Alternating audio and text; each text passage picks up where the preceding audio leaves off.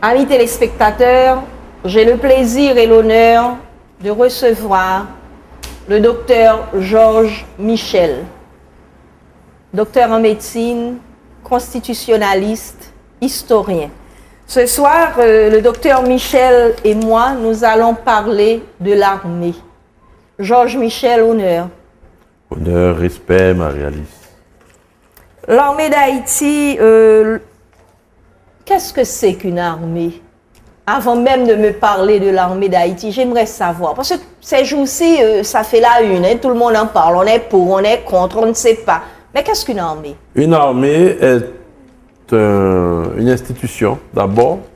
Et derrière cette institution, il y a des hommes et des femmes qui sont en armes et qui obéissent à des ordres, qui suivent une discipline, qui obéissent à une hiérarchie et qui remplissent des tâches de sécurité diverses, tant au niveau interne, principalement, et externe. Depuis 1945, la guerre est hors la loi par le droit international.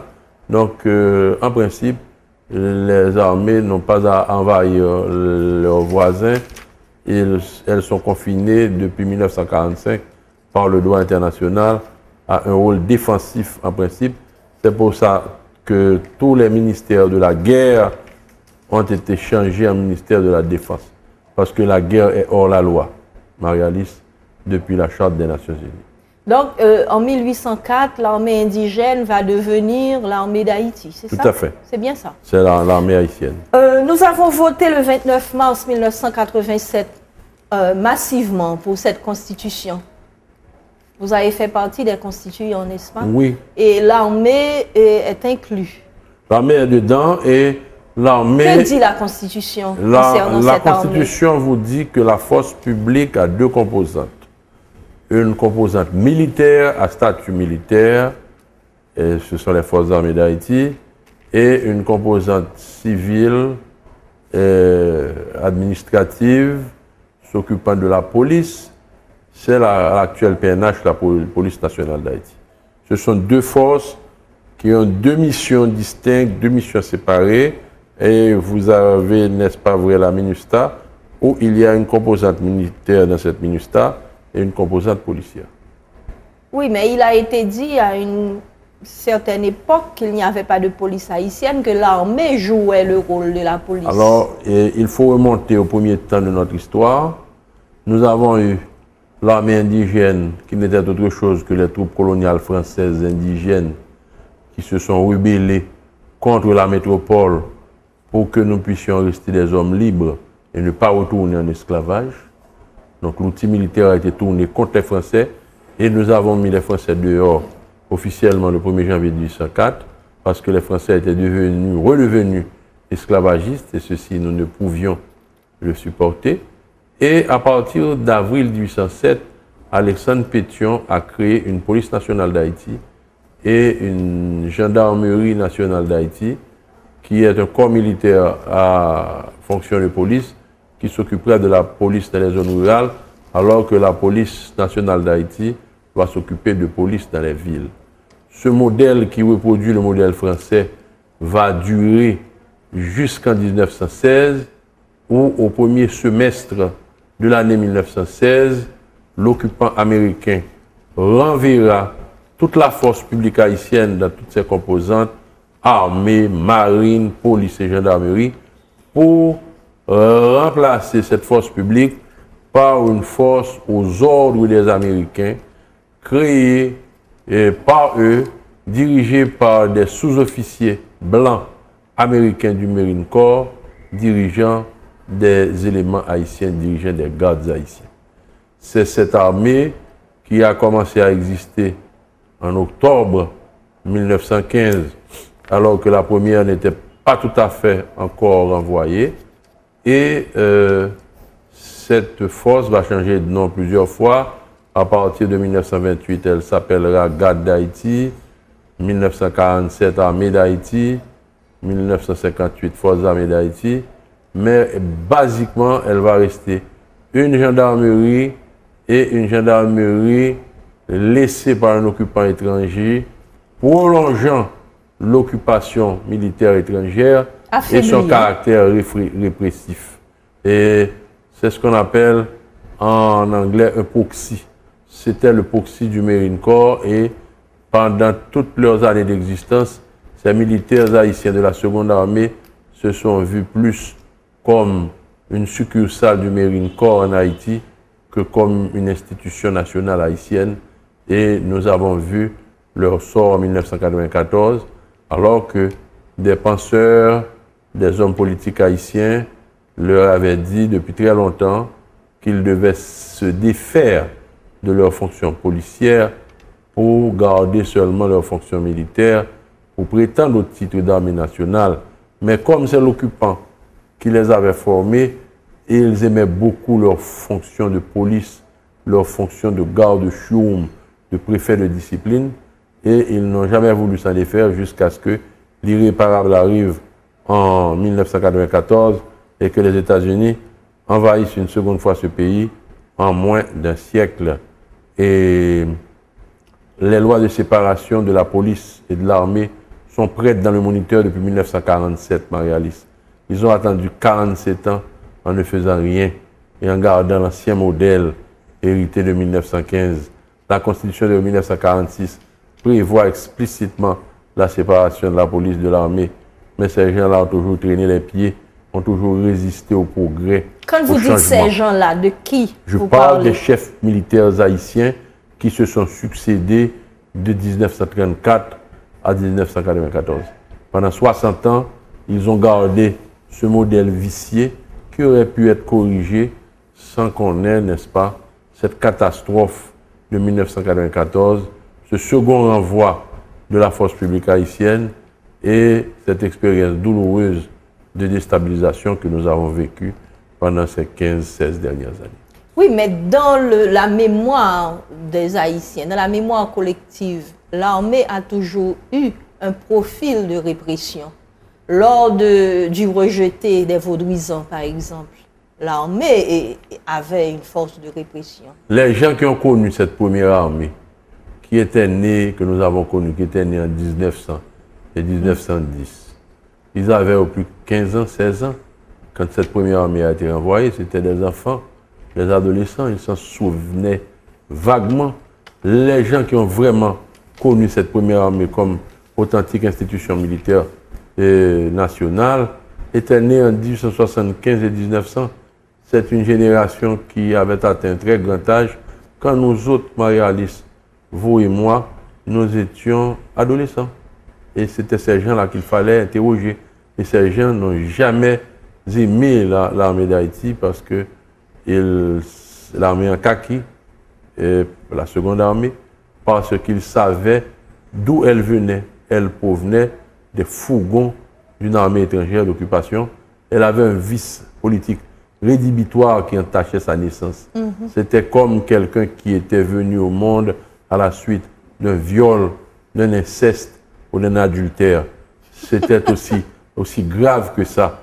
Et il y avait moyen de corriger ça pendant 47 ans ou pendant 60 ans. Et ils n'en ont rien fait. Par exemple, en 1930, les secteurs nationalistes, comme par exemple le sénateur Hector Poultre de Saint-Marc, disait qu'il fallait purement et simplement renvoyer cette armée en kaki et revenir avec l'ancienne force publique haïtienne. Ce courant, représenté avant lui par Georges Sylvain, n'a pas été écouté. Donc on a gardé l'armée en kaki avec toute cette art. Elle avait une vertu apparente, c'est d'avoir fait régner l'ordre. Elle fera régner l'ordre environ 50 ans après le départ de l'occupant américain, 55 ans et après le départ de l'occupant américain, en attendant que les choses se gâtent réellement dans les années 1989-1990. Nous sommes rentrés dans cette spirale d'insécurité, de violence et de déstabilisation du pays, des institutions. Et nous sommes rentrés vraiment dans des années terribles. Mais on a aussi reproché à cette armée tous les coups d'État que nous avons eus en Haïti. Il y a eu très peu de coups d'État en Haïti. C'est une notion qui nous est relativement étrangère. La Bolivie, en 160 ans d'indépendance, a donné plus de 160, 180 coups d'État. Et au point qu'en 1983, les civils et les militaires boliviens se sont mis d'accord pour dire que nous renonçons au coup d'État. Il n'y en aura plus en Bolivie, il n'y en a plus depuis 28 ans en Bolivie. Nous n'avons pas eu de coup d'État militaire classique comme en Amérique latine ou en Afrique, où l'armée s'empare du pouvoir pour garder le pouvoir pendant longtemps. Et il y en a eu deux de ce type au 19e siècle, et l'armée n'a pas gardé le pouvoir non plus. C'était le coup d'État militaire des généraux contre Jean-Jacques Dessalines, parce que l'assassinat de Dessalines est le fruit d'un coup d'État militaire interne d'une révolution de palais, mais c'est un coup d'État militaire classique. Et il y a eu le coup d'État militaire du général Richelieu du Perval en octobre 1879 contre le président provisoire de consensus Joseph Lamotte, qui voulait faire des élections sérieusement, mais comme la bande du général du Perval et du général Seyd Telemaque voulait imposer l'Isis Salomon à toute force à la nation et que le Parlement n'était pas décidé à élire Salomon, ils ont renversé le général Lamotte pour installer un gouvernement provisoire de façade qui allait procéder à l'installation purement et simplement de Salomon à la présidence en 1879. Et ceci a conduit le général Salomon, à partir de 1881, à verser dans la répression, dans le crime, jusqu'à sa chute. Nous connaissons les exactions du régime de Salomon, qui n'est pas un des champions de la défense des droits de l'homme et des libertés publiques. Donc, à part ces deux coups d'État, il n'y en a pas eu. Il y a eu certainement des mouvements de protestation armés, mais c'était des unités militaires locales qui encadraient un mouvement de protestation citoyen pour renverser un pouvoir qui avait dépassé les limites. C'était plutôt que s'est-il donc passé avec le professeur Leslie François Manigara? Ça, c'est la deuxième armée. La deuxième armée de tradition militaire américaine, pétrie de légalisme, ne donne pas de coup d'État non plus. Et en 1937, toutes les conditions étaient réunies pour un coup d'État contre le président Sténio Vincent, il n'y en a pas eu. Et en 1946, il a fallu un appel du pied de l'ambassade américaine pour que l'armée, sous la direction du colonel Frank Lavaud, prenne tout à fait temporairement le pouvoir à la chute de l'ESCO pour éviter justement l'émergence d'un gouvernement d'union nationale révolutionnaire de salut public civil qui remettrait en cause l'ordre américain issu de la première occupation. Et cette junte militaire du général Lavaud s'est empressée après 8 mois de remettre le pouvoir à un civil. Il n'est pas question que l'armée gagne le cadre de pouvoir. En 1950, le président estimé voulait se maintenir au pouvoir en violant la Constitution. Un mouvement politique, civilo-militaire, a renversé le président estimé au nom de la défense de la Constitution et des institutions, mais cette Constitution de 1946 n'a pas été respectée. On a été fabriquer une autre Constitution pour le général Magloire, et il a gardé le pouvoir pendant 6 ans, à la grande déception de ses frères d'armes qui n'étaient pas contents que Paul ait trahi son serment et se soit emparé du pouvoir. On avait fait le coup d'État pour protéger les institutions, non pour installer l'un des nôtres à la présidence. Et on lui a fait savoir qu'après ces 6 ans, que l'armée n'accepterait pas qu'il restât au pouvoir. Et ce sont ses frères d'armes qui, en décembre 1956, quand il a donné son auto-golpé, et qui l'ont fait partir. Et donc, voilà le deuxième. Le troisième est un coup d'État militaire du général Antonio T.H. Kebo pour installer Duvalier. La naissance du gouvernement Duvalier remonte au vendredi 14 juin 1957, pas au 22 septembre, parce que le 22 septembre, ces élections étaient une mascarade, une formalité. Et le dictateur dominicain Rafael Leonidas Trujillo a demandé pendant l'été 1957 à son ami Kebo de garder le pouvoir parce qu'il était le maître absolu des vies et des biens. Il avait massacré les partisans du professeur Pierre Eustache, Daniel Fignolet dans les quartiers populaires de Port-au-Prince. Desjoie était complètement hors jeu. Duvalier ne représentait rien. Et Kebo était le maître absolu du jeu. Et Kebo a répondu à Trujillo, écoutez, général, je ne puis pas faire ça, j'ai donné ma parole d'officier que je vais faire les élections. Il faut que je donne le pouvoir à un civil parce que ce n'est pas le rôle de l'armée de garder le pouvoir et Kébou est rentré dans ses casernes. Et le légalisme américain a duré à peu près 6 à 7 ans après la montée de Duvalier, juste pour donner à François Duvalier le temps de consolider sa dictature.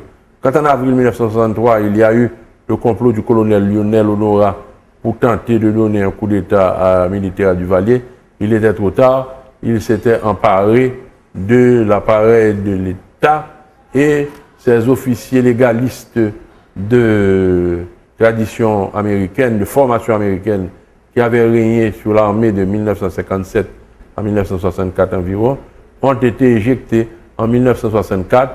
Duvalier mettra à la retraite ou chassera de l'armée arbitrairement plus de 70 officiers, sans compter les anciens officiers qu'il profitera pour faire massacrer le 26 avril 1963, comme le lieutenant Philippe Célestin, par exemple, et le colonel Édouard Roy et d'autres officiers. Si vous lisez un rapport de l'armée d'Haïti sur les événements du 25 mai 1957, la plupart des officiers qui ont été mêlés ou de près ou de loin à cette journée du 25 mai 1957, ou bien même accusés à tort d'avoir été mêlés à cette journée du 25 mai 1957, et comme le capitaine d'artillerie Lucien Espinas, ont tous disparu ce 26 avril 1963.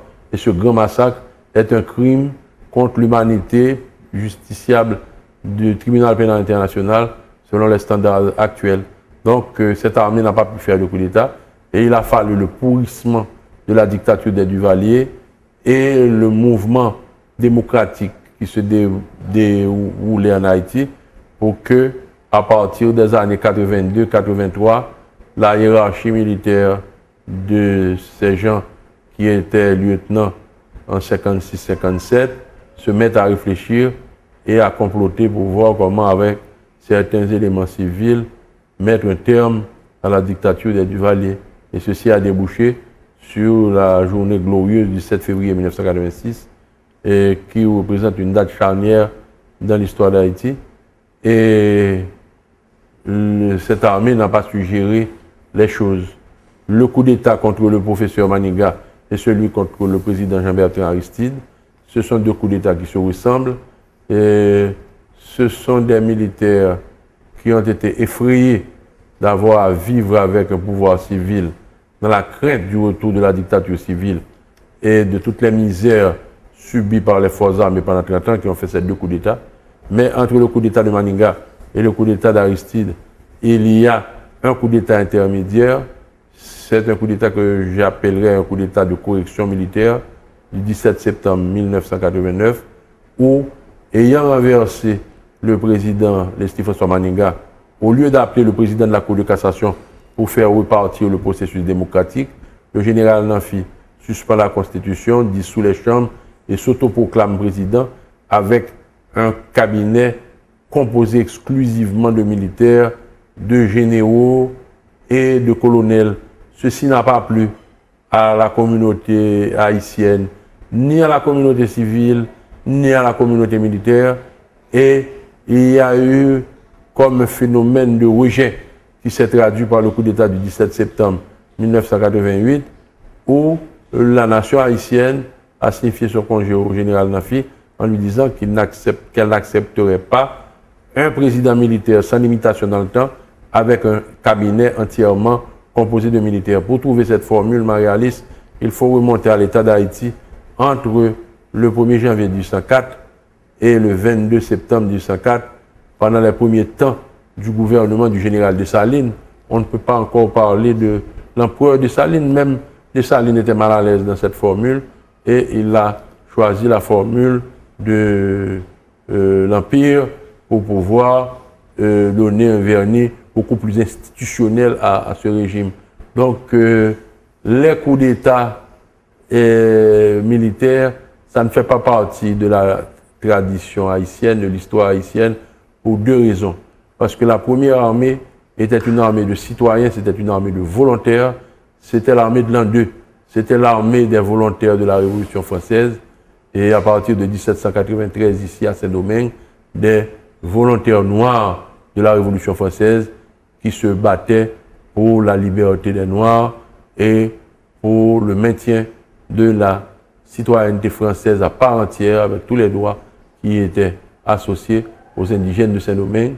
Et c'est au nom de cet idéal que ces troupes supplétives indigènes se sont révoltées contre le corps métropolitain expéditionnaire qu'ils ont mis à la porte le 1er janvier 1904 formellement. Et cet esprit de l'armée indigène va durer jusqu'en 1916.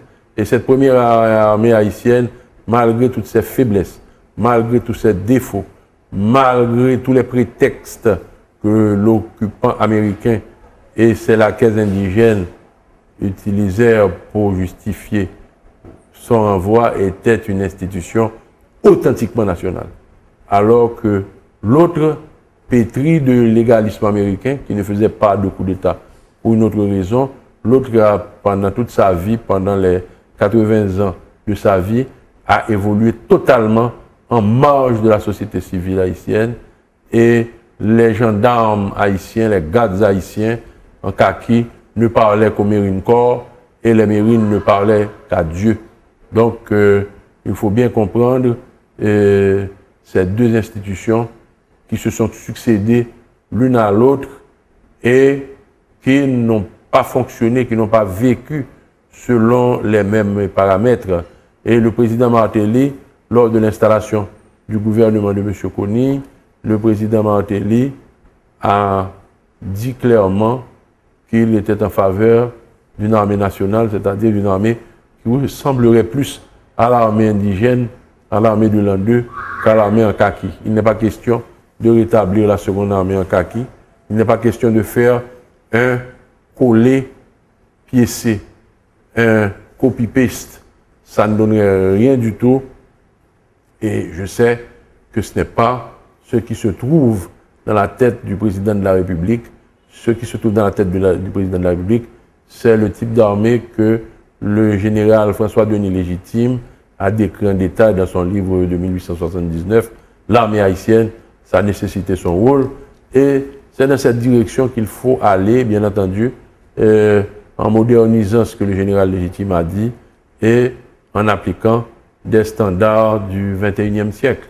Mais c'est très très important de réaliser qu'on doit faire la synthèse entre ces deux armées, la première et la deuxième. Je dois vous dire aussi que dans la deuxième, tout n'était pas absolument mauvais. Il y avait l'efficacité américaine, le côté pratique américain aussi. Et il faut aussi prendre ce qu'il y avait dans la deuxième parce que tout n'était pas absolument mauvais. Et étant historien et professeur d'histoire militaire, je me suis livré à une étude des deux armées et je vous ai montré un document où il y a 2 colonnes avec différents paramètres, avec les différences entre ces deux institutions militaires qu'il ne faut pas comparer et qui ne sont pas équivalentes.